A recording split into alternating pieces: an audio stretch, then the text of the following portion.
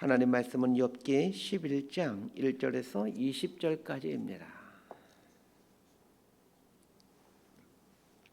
욥기 11장 1절에서 20절까지 말씀 번갈아가며 읽습니다. 제가 먼저 읽겠습니다. 나아마 사람 소발이 대답하여 이르되 말이 많으니 어찌 대답이 없으리야. 말이 많은 사람이 어찌 의롭다함을 얻겠느냐. 내 자랑하는 말이 어떻게 사람으로 잠잠하게 하겠으며 내가 비웃으면 어찌 너를 부끄럽게 할 사람이 없겠느냐. 내 말에 의하면 내 돈은 정결하고 나는 주께서 보시기에 깨끗하다 하는구나. 하나님은 말씀을 내시며 너를 향하여 입을 여시고 지혜의 오묘함으로 내게 보이시기를 원하노니 이는 그의 지식이 광대하심이라. 하나님께서 너로 하여금 너의 죄를 잊게 하여 주셨음을 알라. 내가 하나님의 오묘함을 어찌 능히 측량하며 전능자를 어찌 능히 완전히 알겠느냐. 하늘보다 높으시니 내가 무엇을 하겠으며 수월보다 깊으시니 내가 어찌 알겠느냐. 그의 크심은 땅보다 길고 바다보다 넓으니라. 하나님이 두루 다니시며 사람을 잡아 가두시고 재판을 여시면 누가 능히 막을 소냐. 하나님은 허망한 사람을 아시나니 악한 일은 상관하지 않으시는 듯하나 다 보시느니라. 허망한 사람은 지각이 없나니 그의 출생함이 들나귀 새끼 같으니라. 만일 내가 마음을 바로 정하고 주를 향하여 손을 들 때에 내 손에 죄악이 있거든 멀리 버리라. 불의가 내 장막에 있지 못하게 하라. 그러면 내가 반드시 흠없는 얼굴을 들게 되고 굳게 서서 두려움이 없으리니 곧 내 환난을 잊을 것이라. 내가 기억할지라도 물이 흘러갈 같을 것이며 내 생명은 알이 대낮보다 밝으려니 어둠이 있다 할지라도 아침과 같이 될 것이요 내가 희망이 있으므로 안전할 것이며 두루 살펴보고 평안히 쉬리라. 20절까지 함께 읽습니다. 내가 누워도 두렵게 할 자가 없겠고 많은 사람이 내게 은혜를 구하리라. 그러나 악한 자들은 눈이 어두워서 도망할 곳을 찾지 못하리니 그들의 희망은 숨을 거두는 것이니라. 아멘. 욥의 세 친구의 이름이 엘리바스, 빌닷, 소발인데 오늘 본문은 세 번째 친구인 이 소발의 변론을 다루고 있습니다. 욥기서의 본론은 욥의 세 친구가 욥이 당한 고난에 대한 이 자식들의 해석이 나오고 이에 대한 욥의 답변으로 구성되어져 있습니다. 고난이라는 주제를 얻고 신학적인 논쟁을 하고 있다라고 보시면 될 것 같습니다. 우리 그리스도인들도 신앙의 주제에 대해 논쟁을 하곤 합니다. 특히 이 욥기서처럼 어떤 사람에게 일어난 고난을 얻고 자신의 생각들을 이야기하곤 합니다. 고난을 당한 성도를 만나 이 고난당한 사람의 이야기를 듣다가 이 나름대로 충고를 해줍니다. 그러고 보면 욥기에서 일어나고 있는 사건은 성도들의 삶에서 흔하게 일어나고 있는 모습이기도 합니다. 욥기 설교하면서 눈으리 들리는 말씀이지만 우리들이 갖고 있는 치명적인 실수는 욥의 세 친구인 엘리바스, 빌닷, 소발의 말이 틀린 말이다라고 생각하고 그렇게 성경을 읽고 해석해 간다라는 것입니다. 그렇지 않습니다. 엘리바스, 빌닷, 소발의 말은 틀린 말이 아닙니다. 이들은 하나같이 현자, 지혜로운 사람들입니다. 또한 하나님에 대한 상당한 지식과 식견이 있는 사람들입니다. 우리하고는 비교할 수 없을 만큼 하나님에 대한 깊은 식견이 있습니다. 다만 이들이 실수한 게 있습니다. 그들이 알고 있는 하나님에 대한 지식은 다 맞는 내용들이었지만 욥의 특수한 상황에는 맞지 않는다라는 것입니다. 쉽게 말하면 평범한 우리들이 겪는 일상에서의 고난의 문제는 사실 세 친구의 설명으로 접근하는 게 맞습니다. 세 친구가 일관되이 주장하고 있는 게 무엇입니까? 인과응보입니다. 죄를 지었기 때문에 하나님의 심판이 있다라는 겁니다. 평범한 우리들의 일상에서 일어나는 심판은 대부분 우리가 행한 죄 때문입니다. 그래서 평범한 우리들의 삶의 문제에 대해서는 욥의 세 친구의 말로 접근하는 게 맞습니다. 문제는 욥은 우리들과는 너무나도 다른 사람이라는 겁니다. 욥기 1장과 2장에서 욥이 어떤 사람인지를 자세히 설명해 주고 있습니다. 욥은 질적으로 우리가 너무 다른 사람입니다. 우리는 너무나 다른 욥에게 평범한 우리들에게 있을 맞을 법한 하나님의 법칙을 들이대고 있는 것이 이 새 친구의 실수입니다. 자, 그렇다면 욥기를 어떻게 해석해야 되겠습니까? 새 친구의 말을 보면서 하나님의 일반적인 법칙이 이렇다라는 것을 알아 우리에게 적용할 줄 아는 지혜를 갖는 것이고, 더 나아가 이 땅에는 하나님의 일반적인 법칙, 이 규범적 법칙으로는 설명할 수 없는 또 다른 차원의 세계가 있다라는 것을 인정해야 됩니다. 자, 1절에서 6절까지 말씀 함께 읽습니다. 시작. 나아마 사람 소발이 대답하여 이르되 말이 많으니 어찌 대답이 없으랴. 말이 많은 사람이 어찌 의롭다 함을 얻겠느냐. 내 자랑하는 말이 어떻게 사람으로 잠잠하게 하겠으며 내가 비웃으면 어찌 너를 부끄럽게 할 사람이 없겠느냐. 내 말에 의하면 내 돈은 정결하고 나는 주께서 보시기에 깨끗하다 하는구나. 하나님은 말씀을 내시며 너를 향하여 입을 여시고 지혜의 오묘함으로 내게 보이시길 원하노니 이는 그의 지식이 광대하심이라. 하나님께서 너로 하여금 너의 죄를 잊게 하여 주셨음을 알라. 소발이 처음으로 말을 하기 시작하는데 무슨 말을 하는지를 잘 보십시오. 2절 말씀이 소발이 처음으로 하는 말인데 말이 많으니 어찌 대답이 없으랴. 말이 많은 사람이 어찌 의롭다함을 얻겠느냐라는 말입니다. 욥이 말이 많다라는 것을 지적하고 있습니다. 소발의 말이 맞는 말일까요? 틀린 말일까요? 맞는 말입니다. 3장부터 10장까지를 보시길 바랍니다. 욥의 친구들의 말의 분량에 비해서 욥은 거의 2배 분량에 걸쳐 말을 합니다. 예를 들면 엘리바스가 어떤 말을 하면 욥은 꼭 거의 한 2배 가까운 말을 하고, 빌닷이 어떤 얘기를 하면 또 욥은 또 빌닷의 말이 한 2배 정도의 말을 합니다. 소발도 마찬가지죠. 이 소발의 변론에서 마찬가지죠. 소발의 변론은 11장 한 장에 걸쳐 등장하는데 이에 대한 욥의 변론은 12장부터 14장까지 3장에 걸쳐 나옵니다. 모임 같은 데 가보게 되면 혼자 다 말하는 사람이 있습니다. 저도 이런 사람 엄청 싫어합니다. 그래서 가급적이면 그 사람이 나오는 모임은 가지 않습니다. 소발이 욥에게 하는 첫 번째 말이 말이 많으니 라는 말을 하고 있는데 저는 소발의 이 입장이 이해가 됩니다. 그리고 소발이 하는 첫 번째 말은 참으로 타당성 있는 말입니다. 말이 많으니 어찌 대답이 없으랴. 말이 많은 사람이 어찌 의롭다함을 얻겠느냐 라는 이 소발의 말은 맞는 말입니다. 말이 많으니 어찌 대답이 없으랴라는 말이 해석하기 조금 어려운데 공동번역에서는 이 부분을 아주 재밌게 번역해주고 있습니다. 공동번역 성경은 2절을 이렇게 번역되어 있습니다. 말이 너무 많군 듣고만 있을 수가 없네. 입술을 많이 놀린다고 하여 죄에서 풀릴 줄 아는가? 이렇게 공동번역이 번역되어 있습니다. 우리는 소발의 말을 통해서도 교훈을 얻어야 됩니다. 말을 너무 많이 하지 말아야 한다는 교훈을 얻죠. 오늘 하루 살아가면서 말을 너무 많이 하지 않게 되길 바랍니다. 하나님께서 사람의 입은 한 개를 만드시고 귀를 2개 만드신 이유를 알아서 그렇게 하신 목적에 합당하게 살아야 합니다. 우리 현인들은 사람의 입이 하나이고 귀가 2개인 것을 이렇게 해석을 하곤 했습니다. 입은 하나를 만드신 이유는 말은 필요한 말만 하라는 뜻이고, 귀를 2개 만든 이유는 다른 사람의 말을 잘 들으라는 목적이라고 말입니다. 3절을 보면 내 자랑하는 말이 어떻게 사람으로 잠잠하게 하겠으며 이렇게 나와 있습니다. 물론 욥은 자랑하려는 의도에서 말했던 것이 아닙니다.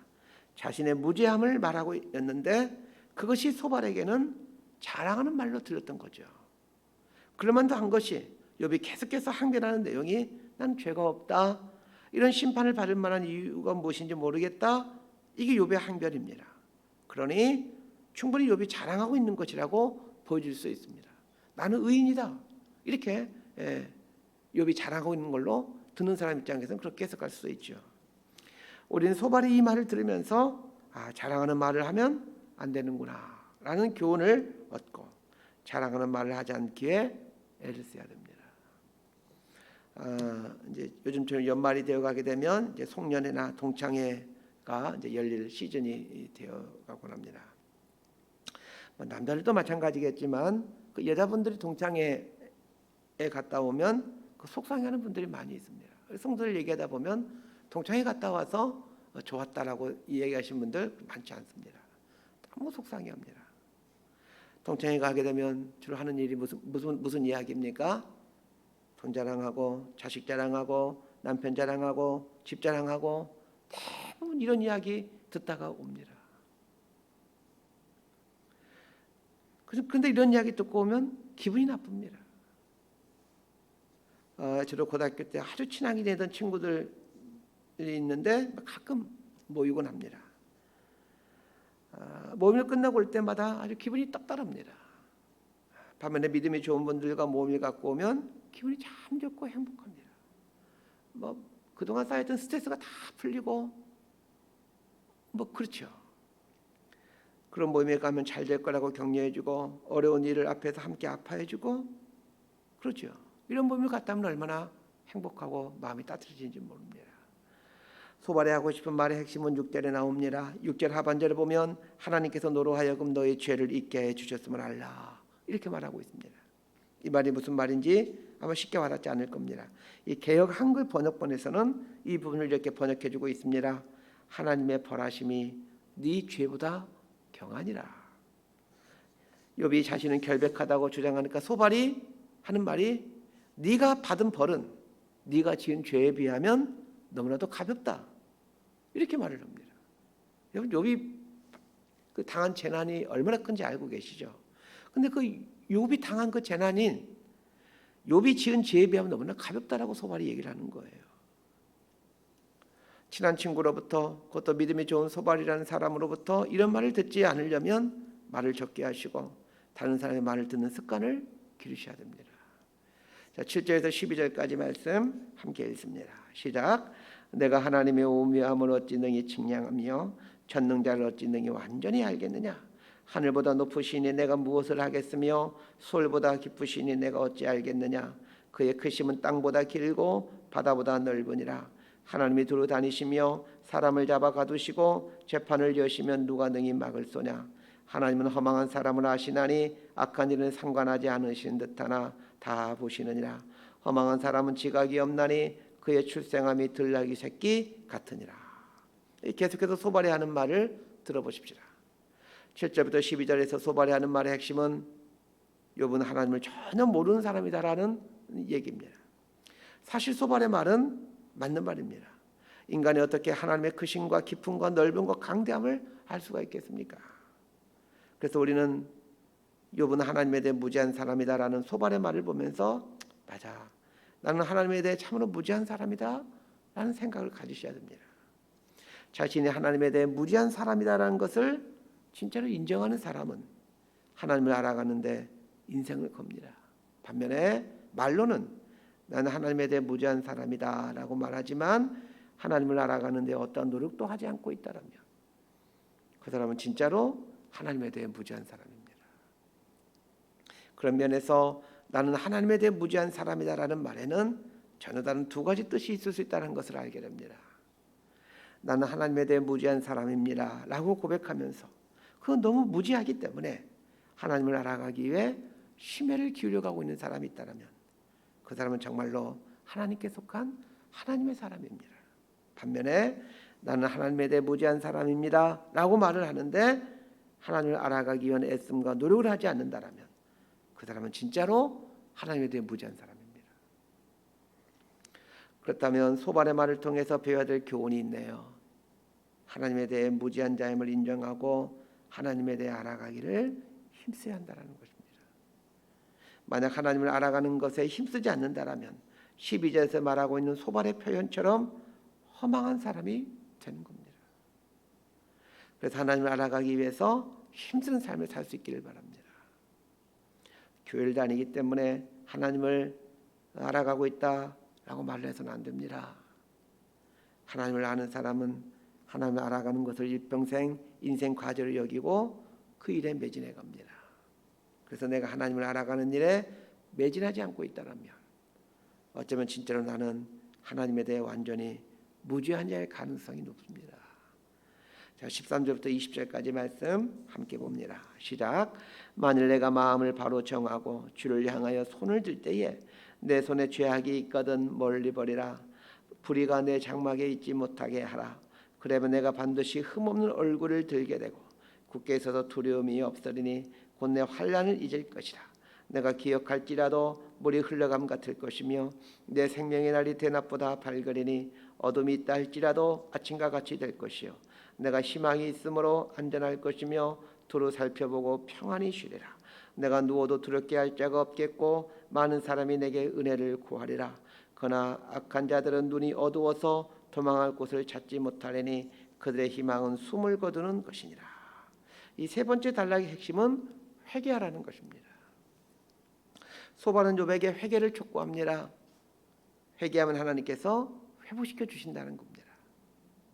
소발의 이 말은 너무나도 합당한 말이죠. 그래서 우리는 욥에게 해주고 있는 소발의 이 충고를 나에게 해준 충고로 드려야 됩니다. 회개하면 하나님께서 회복시켜 주십니다.